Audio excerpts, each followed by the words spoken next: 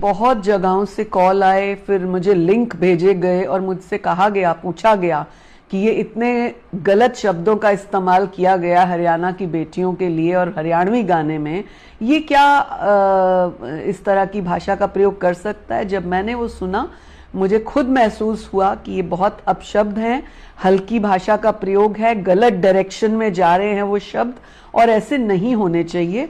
खास तौर से आपने उन बच्चियों को यूनिफॉर्म में दिखाया है, यानी आप इंडिकेट कर रहे हो कि स्कूल यूनिफॉर्म की बच्चियां हैं, फिर आप ये इंडिकेट कर रहे हो हरियाणा रोडवेज की बस है, तो सारा आप हरियाणा के ऊपर लिंक कर रहे हो और साथ में आप इस तरह के शब्दों का इस्तेमाल कर रहे हो कि मैं तो लड़कियों के साथ इस तरह से कर लूंगा। क्यों भाई, हरियाणा की बेटियां बेटियां नहीं है या देश की बेटियां बेटियां नहीं है?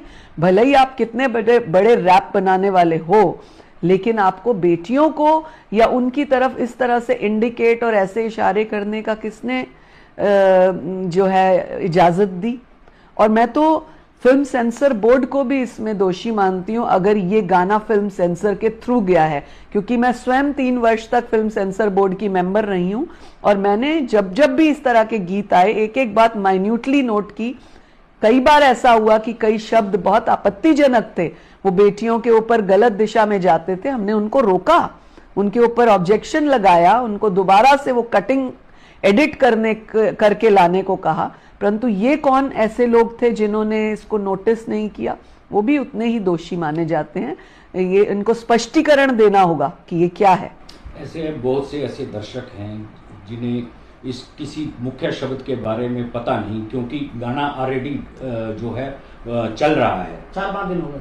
तो ऐसे में ऐसा कौन सा मुख्य शब्द है जिसे महिला आयोग ने पकड़ा है और उसके ऊपर उन्होंने ऑब्जेक्शन लगाया है? देखिए, आप किसी की शादी में घोड़े पे आते हैं, घोड़ी पे आते हैं, उसका मायने अलग होता है, और आप किसी को इस तरह से बनाते हैं उसका मायने अलग होता है। तो दोनों शब्दों में डिफरेंस है। आप क्या कहना चाह रहे हैं, क्या बताना चाह रहे हैं कि आप लड़कियों के साथ क्या करना चाहते हैं? ये अपमानजनक है। हमें महिला आयोग इसके लिए बहुत आघात है, सख्त कार्रवाई करेगा।